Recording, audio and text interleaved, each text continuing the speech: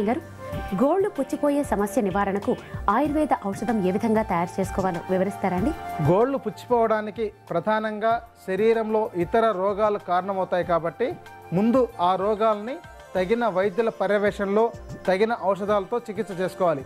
పూర్తిగా ఆ రోగం నిర్మూలించిన తర్వాతనే ఈ గోళ్లకు సంబంధించిన సమస్యలు తగ్గించడానికి వీలవుతుంది.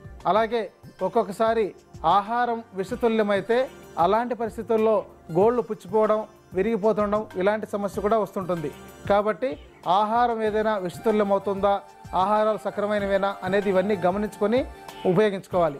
ఎలాంటి రోగాలు లేకుండా ఆరోగ్యకరంగా ఉండి అలాంటి పరిస్థితుల్లో కూడా గోళ్లు పుచ్చిపోయిన ఉన్నట్లయితే కొన్ని రకాల ఔషధాలని లోపలికి వాడుతూ పైకి పూతగా కొన్ని రకాల తైలాలను, లేపనాలను ఉపయోగించినట్లయితే మంచి ఫలితాలు ఉంటాయి. వీటిలో బాగా ఉపయోగపడగలిగే మంచి ఔషధం మధుస్నేహి రసాయనం. ఇది ఆయుర్వేద మూలికలు అమ్మే వాటిలో లభ్యమవుతుంది. వీటిని వైద్యుల పర్యవేక్షణలో తీసుకోవాలి. అలాగే గంధ తైలం కూడా బాగా ఉపయోగపడుతుంది. దీన్ని పైపూతగా ఉపయోగించాలి. కాబట్టి వైద్యుల పర్యవేక్షణలో దీన్ని ఉపయోగించడం మంచిది. ఇంకా మీకు మీరుగా ఇంట్లో తయారు చేసుకోగలిగి ఉపయోగించుకోగలిగే మంచి ఔషధం దేవదారు తైలం.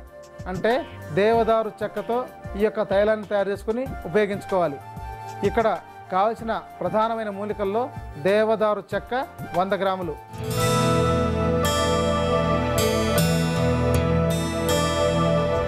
చూడండి. దేవదారు చెట్లు అన్ని గ్రామీణ ప్రాంతాల్లో లభించేది.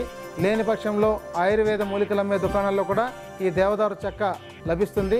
దీన్ని తీసుకొచ్చి చిన్న చిన్న ముక్కలుగా చేసి, అంటే చిన్న చిన్న ముక్కలుగా క్వాద చూర్ణము, అంటే మన టీ పొడి కానీ లేదా పొగాకు పొడి కానీ ఏ విధంగా ఉంటుందో ఆ విధంగా దంచుకోవాలి. అలా తయారు చేసుకున్న చూర్ణం 100 గ్రాములు. దీని తర్వాత కావాల్సిన మంచి ఔషధ మూలిక దారు హరిద్ర.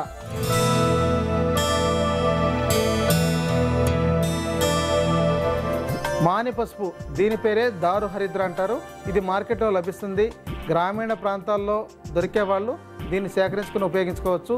ఇలా మంచి మాని పసుపును తీసుకొచ్చి దంచి క్వాద చూర్ణం లాగా తయారు చేసుకోవాలి. అలా తయారు చేసుకున్న క్వాద చూర్ణం 100 గ్రాములు తీసుకోవాలి.